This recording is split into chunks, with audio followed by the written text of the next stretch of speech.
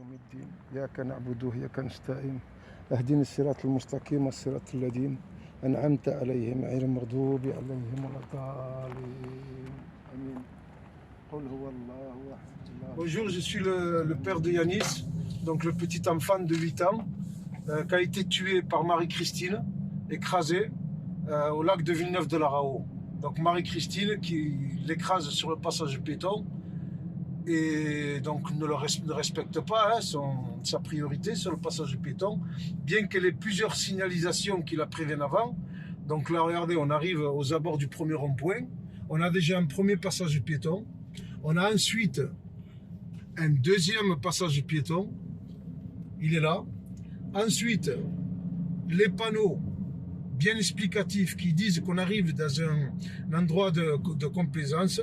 Donc ici, premier passage piéton qui dit qu'il faut ralentir. Ici, la zone 30, le dodane. Ensuite, encore un panneau qui explique. Ensuite, le dodane. On est en zone 30 et elle roule au double de la vitesse. Elle roule à 60 km/h. Voilà le cas de figure.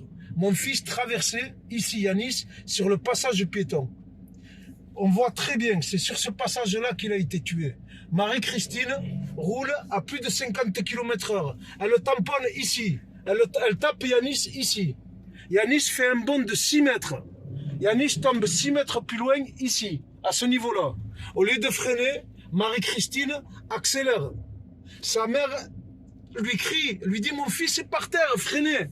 Et elle le traîne jusqu'ici, sur 22 mètres.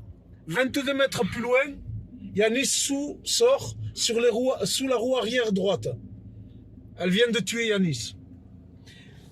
Au lieu de s'arrêter pour porter assistance, Marie-Christine, eh bien, s'enfuit.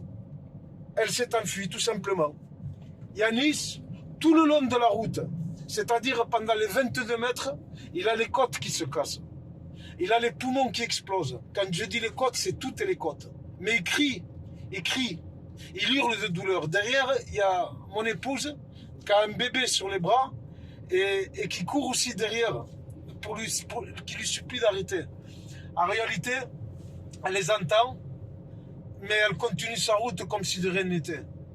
Elle regarde par le rétroviseur et quand elle regarde par le rétroviseur, elle dit qu'elle voit quelqu'un qui bougeait. Donc elle estime qu'il n'y avait pas lieu de s'arrêter pour porter secours et elle s'enfuit. Alors quand elle s'enfuit, elle vient jusqu'ici. Là on vient de faire plus de 600 mètres. Elle vient jusqu'ici et donc son véhicule est retrouvé là, sur le côté gauche. Elle arrête son véhicule ici, exactement. Je vais m'arrêter là où elle était arrêtée. Son véhicule est arrêté ici et elle appelle la gendarmerie. Quand elle appelle la gendarmerie, elle leur dit « Je viens de toucher un petit garçon. » Je viens de taper un petit garçon. Les gendarmes lui demandent « Est-ce qu'elle a appelé les secours ?» Elle dit non, tout simplement. Elle n'a pas appelé les secours. Ni les pompiers, ni la SAMU, ni qui que ce soit. Plus tard, il y a eu le procès, le 28 septembre, donc en compagnie de cette dame, date à laquelle je la verrai pour la première fois.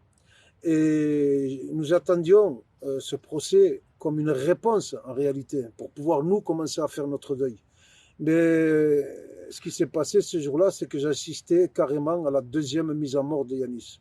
Puisqu'à ce moment-là, le procureur requiert contre Marie-Christine 5 ans de sursis.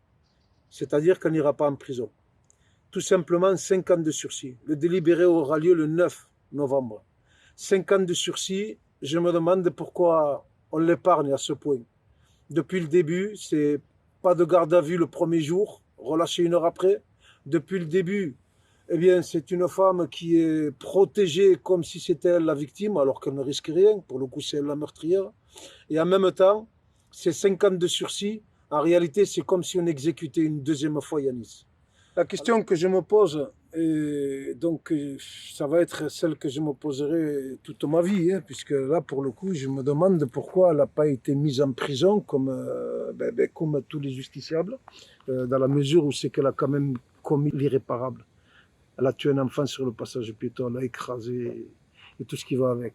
Donc à mon avis, et c'est plus que mon avis, puisque je crois que c'est l'avis général aujourd'hui, elle est épargnée, elle est protégée, Et elle n'est pas embêtée, hein, finalement, par la justice, puisqu'elle est maman de 2 gendarmes.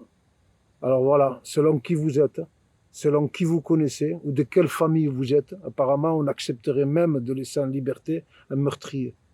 Voilà, c'est la question que je me pose, c'est pourquoi le régime de faveur pour Marie-Christine.